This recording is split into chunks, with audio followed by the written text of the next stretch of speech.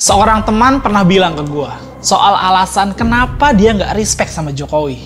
Dia bilang bukan karena Jokowi mau 3 periode. Toh dia oke-oke aja kalau Jokowi mau 3 periode.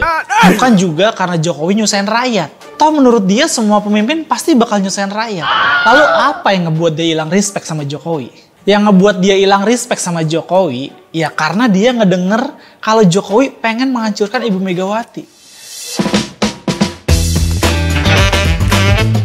Itu dia dengar dari orang yang dia percaya loh. Beberapa minggu sebelum Mas Andi Wijayanto mengeluarkan statement soal itu, dan itulah yang ngebuat kawan gue itu ilfil abis sama Jokowi. Kawan gue ini bukan kader banteng, bukan juga pendukung Ibu Megawati. Bahkan dia secara politik nggak begitu suka lah sama sosok Ibu Megawati. Tapi dia sangat nggak suka kalau ada orang yang pengen menghancurkan orang yang mempunyai jasa besar pada dirinya. Kata dia nih, kalau Jokowi udah nggak sejalan sama Ibu Megawati, ya nggak masalah. Tapi ya pamit secara baik-baik lah. Pergi dengan cara yang terhormat. Balikin KTA PDI Perjuangan lah minimal. Bukan dengan kasih perintah ngancurin Ibu Mega. Itu nggak beradab banget bro. Dia ingkarin sejarahnya sendiri. Kalau seorang Megawati yang udah 23 tahun bareng dia aja bisa digituin, apalagi yang lain? Itulah pendapat kawan gue itu. Yang akhirnya dia sekarang menjadi apatis sama politik. Dan ternyata orang-orang yang punya pandangan seperti itu kayak kawan gue ini banyak. Mungkin termasuk kalian. Jokowi pernah dinasehatin sama Raja Beneran nih. Nasehat yang sangat bijaksana. Yaitu jangan sakiti Ibu Megawati. Ketika seseorang sultan memberikan nasihat seperti itu, tentu ada makna yang harus kita renungin dalam-dalam. Makna apa itu? Kita gali sekarang. Pesan sultan itu yang gue tangkap ditujukan untuk Jokowi. Dan pesan jangan sakitin Ibu Megawati tentu membuat banyak orang bertanya-tanya. Terutama pendukung Jokowi sendiri mungkin. Yang merasa Jokowi saat itu adalah manusia politik yang superpower. Selain sebagai presiden, dia juga bisa membuat banyak orang percaya kalau dia orang baik. Jadi secara politik sebenarnya Jokowi tidak perlu takut lah ngadepin Ibu Megawati. Toh kekuatan Megawati kan hanya PDI Perjuangan. Bandingkan aja sama Jokowi yang bisa mengontrol hampir semua partai dan semua kekuatan politik. Lalu apa sih tujuan Sultan menasehati Jokowi kayak gitu? Ini menurut gue ya, ini bukan soal politik bos. Ini soal adab. Mungkin kekuatan politik Megawati waktu itu tidak sebesar Jokowi. Tapi Ibu Megawati punya kekuatan sejarah yang jauh lebih besar daripada Jokowi. Selain Ibu Megawati adalah putri sang proklamator. Beliau juga punya peran besar dalam menegakkan demokrasi dan kekuatan sipil. Peran seorang Ibu Megawati untuk membesarkan rakyat dari rezim otoriter gak main-main bos. Sampai saat ini nih, belum ada ketum partai yang punya sejarah perjuangan seperti Ibu Megawati. Kalau ketum partai yang lain nih, maaf-maaf aja ya, kebanyakan jadi pemimpin partai karena dia punya uang atau dia punya backingan penguasa. Inilah yang ngebuat Ibu Megawati makin disegani walaupun usianya makin menua. Nasihat Sultan untuk Jokowi itu sepertinya tidak digubris oleh Jokowi. Karena kita saksikan sendiri ya, rencana Jokowi untuk menghabisi pengaruh politik Ibu Megawati tetap dijalankan loh. Mulai dari mempreteli kekuatan internal PDI Perjuangan, sampai yang terakhir, dia disinyalir menggunakan aparat penegak hukum untuk membungkam PDI Perjuangan lewat manipulasi hukum di KPK tuh, untuk membungkam Sekjen PDI Perjuangan, Pak Hasto Kristianto. Satu hal yang Jokowi lupa diperhitungkan, yang dia lawan ini Ibu Megawati Soekarno Putri bos. Sosok Iron Lady-nya Indonesia. Seorang perempuan yang karakternya sudah teruji di sejarah perjalanan bangsa ini. Beliau juga ketua umum partai yang pernah melawan penindasan. Beliau pemimpin yang hatinya pernah hancur karena banyak pendukungnya tewas dibantai kaki tangan sang penguasa pada saat itu.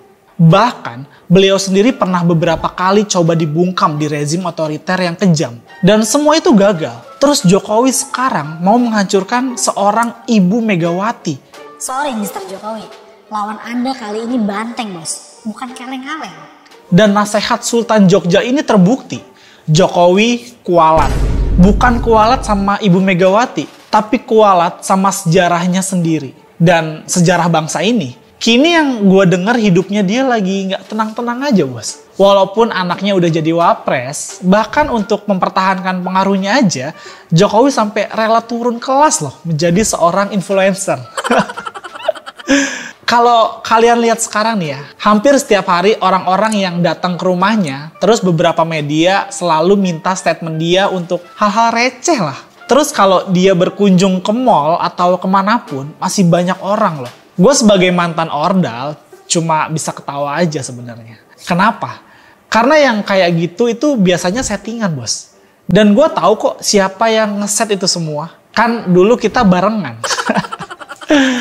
Jadi nggak semua yang lu semua lihat itu murni seperti yang ditampilkan, bos. Apakah ada orang yang masih suka sama Jokowi? Ya, sebagai tokoh publik tentunya ada aja yang masih suka. Apalagi yang sudah kemakan pencitraan palsu dia. Dan biasanya untuk menghemat budget, tim Jokowi ini bakal menggunakan orang-orang ini untuk ngebuat konten aja. Misalnya kayak Jokowi disambut, terus diteriakin. Kenapa penghematan budget? Gue bilang. Karena mereka akan bergerak dengan sendirinya. Tanpa harus dikasih ongkos. Jadi seingat gue ya, dulu sehari sebelum atau beberapa jam lah sebelum kunjungan Pak Jokowi itu ada tim khusus untuk menggerakkan masyarakat di sekitar. Biar di frame itu seolah-olah Jokowi itu disambut rakyat yang banyak. Padahal kalau kita kalkulasi nih sebenarnya lebih banyak yang nggak nyambut loh daripada yang nyambut. Misalnya di satu daerah penduduknya ada 10.000 jiwa. Paling yang nyambut Jokowi cuma sekitar 1.000 atau 2.000 orang aja. Sisanya mah males, mendingan cari duit kan. Tapi kalau lo inget narasinya kan seolah-olah wah banget dia kan. Ya itulah yang namanya framing. Jadi kalau sekarang gue ngelihat begitu lagi kayak deja vu aja. Jokowi sekarang sedang mencoba menghibur dirinya. Kita kasih senang aja dulu. Karena sesungguhnya perlawanan dari Ibu Megawati belum dimulai. Kalau Ibu Mega udah mulai melawan, ya bisa bayangin gimana menderitanya nasib Pak Jokowi nanti. Bukti yang paling nyata adalah ketika seorang Marwar Sirait saat kampanye pilkada lalu dengan sombongnya pernah berkata, kita lihat aja siapa yang lebih kuat, Jokowi atau PDIP. Atau yang bisa diartikan Ibu Megawati. Dan lu semua udah tahu kan siapa yang menang di Jakarta. Lagian nih ya, buat Pak Jokowi dan pendukungnya, gue cuma mau kasih saran aja. Kalau emang kalian merasa nama Jokowi itu besar, coba dong suruh Jokowi bikin partai. Atau paling-palingan nggak masuk lah dari partai gurem, kayak PSI misalnya. Lalu besarinlah partai itu. Itu baru namanya berpolitik secara gentle. Gus Dur aja sukses membesarkan PKB. Ibu Megawati sukses membesarkan PDI Perjuangan. Pak SBY sukses membesarkan Partai Demokrat. Apalagi Pak Prabowo sukses membesarkan Partai Gerindra. Para tokoh itu udah membuktikan kapasitas mengelola politik dengan gentle dan fair. Mereka bikin partai beneran, bukan partai coklat. Tinggal Jokowi yang masih harus diuji. Saran saya ya, Pak Jokowi masuk PSI aja lah. Kita uji sejauh mana Bapak bisa melangkah. Seorang tokoh influencer papan atas pernah bercerita, sapi sama banteng itu sama-sama punya badan besar. Tapi kalau ada badai, sapi itu selalu lari dari badai. Sementara banteng lari menerjang badai. Dan pada akhirnya, sapi yang lari itulah yang akhirnya kelelahan dan akhirnya malah dihantam badai. Dan banteng walaupun harus sakit dan terluka, tapi bisa selamat dari badai. Dan Ibu Megawati sudah teruji oleh sejarah kalau beliau adalah seorang banteng. Selamat ulang tahun Ibu Megawati. Semoga tetap tangguh menentang badai dan bisa menjadi inspirasi bagi kami para anak muda untuk tetap bertahan pada semangat ideologi apapun yang terjadi. Sehat-sehat terus Ibu, panjang umur perjuangan. Oke, sekian dulu dari gua. Sorry to say kalau ada omongan gua yang gak berkenan di hati kalian. Perbedaan jangan bikin kita untuk berhenti berteman. Gue Iwan Chan, bye.